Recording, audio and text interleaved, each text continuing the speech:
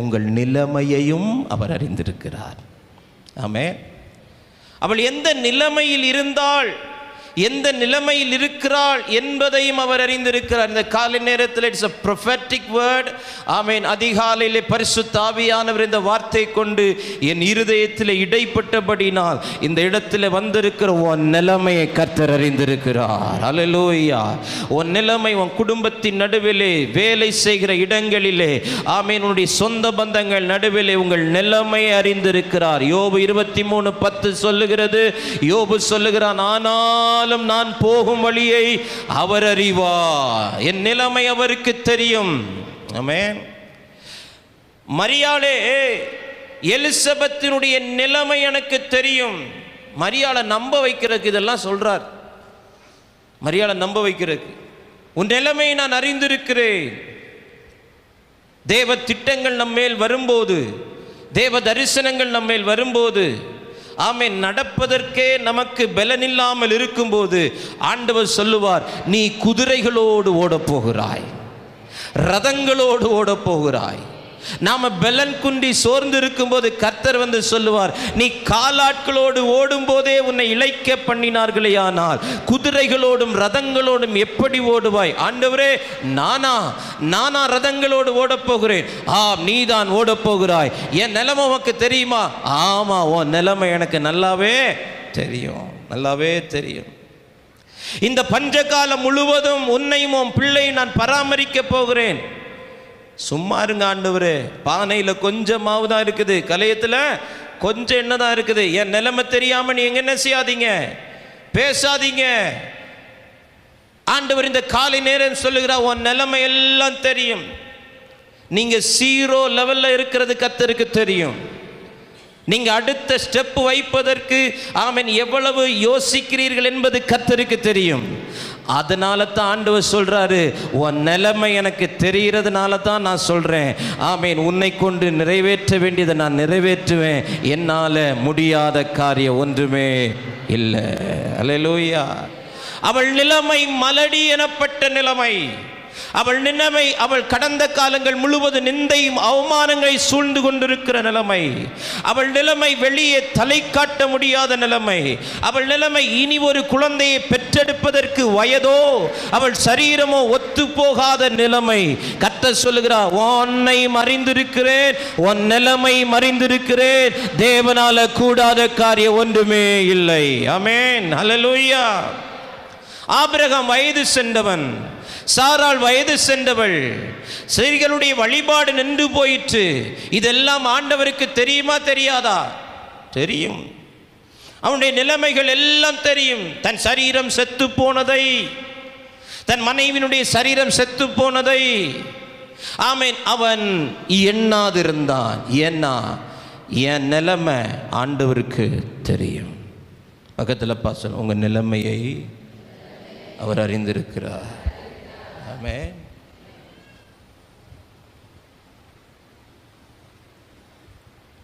ஒரு வீட்டை கட்டி எழுப்புவதற்குரிய நிலைமை இல்லை. ஒரு திருமணத்தை நடத்துவதற்கான ஒரு நிலைமை இல்லை. ஒரு குழந்தையை பெற்றுக்கொள்வதற்கான நிலைமை இல்லை. அடுத்த கட்ட நகர்வுக்கு நேராய் போவதற்கான பலன் இல்லை. நம்முடைய நிலைமை நன்றாய் அறிந்திருக்கிறார், நன்றாய் அறிந்திருக்கிறார். களத்தில் போரடிக்க வேண்டிய கோதுமை மணிகளை மீதியானியருக்கு பயந்து ஆலையில் போரடித்து கொண்டிருக்கிறான். எங்க போரடித்து கொண்டிருக்கிறான்? கோதுமை எங்க போரடிக்கணும்? களத்தில் போரடிக்கணும். களம் எங்க இருக்கும்? வயலுக்கு பக்கத்திலே இருக்கும். அங்கே அறுத்து அந்த நெற்மணிகளை, அந்த கோதுமை மணிகளை எங்கே சேர்க்கணும்? களத்தில் சேர்க்கணும். அங்கே தான் போரடித்து விட்டு கோதுமை மணிகளை மட்டும் எங்கே கொண்டு வரணும்? வீட்டுக்கு கொண்டு வரணும். இப்போ களத்தில் செய்ய வேண்டியதை ஆலையில் செய்கிறான். களம் தூசிகளால் பதறுகளால் நிரம்பி இருக்கக்கூடிய இடம். ஆலை சுத்தமான இடம். ஆலை என்பது திராட்சரசம் புளிகிற இடம். என்ன இடம்? திராட்சரசம் புளிகிற இடம். இப்போ அவனுடைய நிலைமையை பாருங்க, அவனுடைய நிலைமையை பாருங்க. இங்க செய்ய வேண்டியதை அங்க செய்கிறான். எதன் நிமித்தம்? மீதியானியருக்கு பயந்தது நிமித்தம். இப்போ பயந்து போன நிலைமையில் இருக்கிற ஒரு மனுஷனை பார்த்து கர்த்தர் சொல்றாரு, பராக்கிரமசாலியே, கர்த்தர் உன்னோடு கூட இருக்கிறார். இப்ப கிதியோன் சொல்ற, ஆண்டவரே இதெல்லாம் தெரிஞ்சுதான் சொல்றீங்களா? ஆக்சுவலா நடந்துகிட்டு இருக்கிற காரியம் வேற மாதிரி இருக்குது. நான் ஏற்கனவே பயந்து தான் அங்க நிக்காம என்ன செஞ்சிருக்கிறேன், ஆலையில வந்து நான் போரடிச்சிட்டு இருக்கிறேன். இப்ப என்னை பார்த்து பராக்கிரமசாலி, என்னை பார்த்தா நான், ஆம், உன் நிலைமையை அறிந்த பிறகுதான் நான் சொல்லுகிறேன் நீ பராக்கிரமசாலி. உன் பலவீனத்தை அறிந்த பிறகுதான் சொல்லுகிறேன் நீ ஒரு பராக்கிரமசாலி.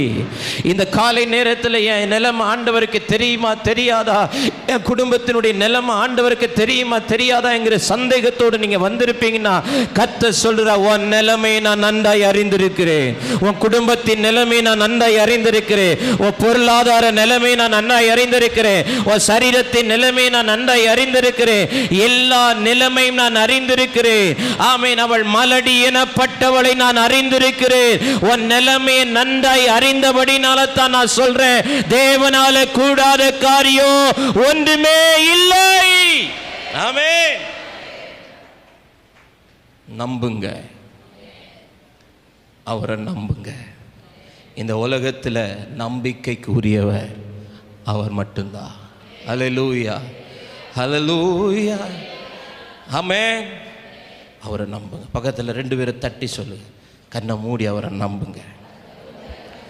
என்ன காரியமாக இருந்தாலும் அவரை நம்புங்க. ஏன்னா உங்கள் நிலைமை எல்லாமே அவருக்கு தெரியும். ஆமென். ஹல்லேலூயா, ஹல்லேலூயா, ஆமென். யாத்திராகமம் 3ஆம் அதிகாரம் 7வது வசனத்தை வாசித்து பாருங்கள். யாத்திராகமம் 3:7.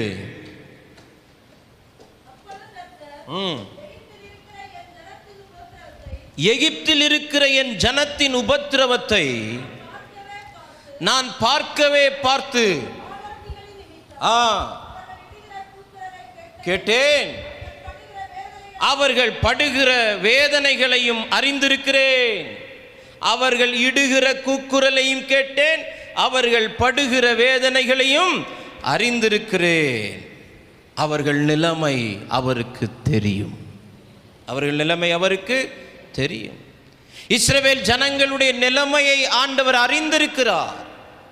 கர்த்தர் தான் சொல்றாரு, எகிப்தில் இருக்கிற என் ஜனத்தின் உபத்திரவத்தை நான் பார்க்கவே பார்த்து, ஆளோட்டிகளின் நிமித்தம் அவர்கள் இடுகிற கூக்குரலை கேட்கவே கேட்டு, அவர்கள் படுகிற வேதனைகளை அறியவே அறிந்து. நான் அறிந்திருக்கிறேன், அறிந்திருக்கிறேன். உன் நிலைமை அவர் அறிந்திருக்கிறார். நிலைமை அவர் அறிந்திருக்கிறார். சங்கீதம் 31:7 வாசிக்கும் போது, உமது கிருபையிலே களி கூர்ந்து மகிழுவேன், நீர் என் உபத்திரவத்தை பார்த்து என் ஆத்தும வியாகுலங்களை அறிந்திருக்கிறேன். ஹல்லேலூயா. அப்போ இந்த காலை நேரத்தில் ஆவியானவர் சொல்றாரு, நான் ஒன்றை அறிஞ்சிருக்கிறேன், உங்கள் நிலைமையையும் அறிந்திருக்கிறேன், உங்கள் நிலைமையையும் அறிந்திருக்கிறேன்.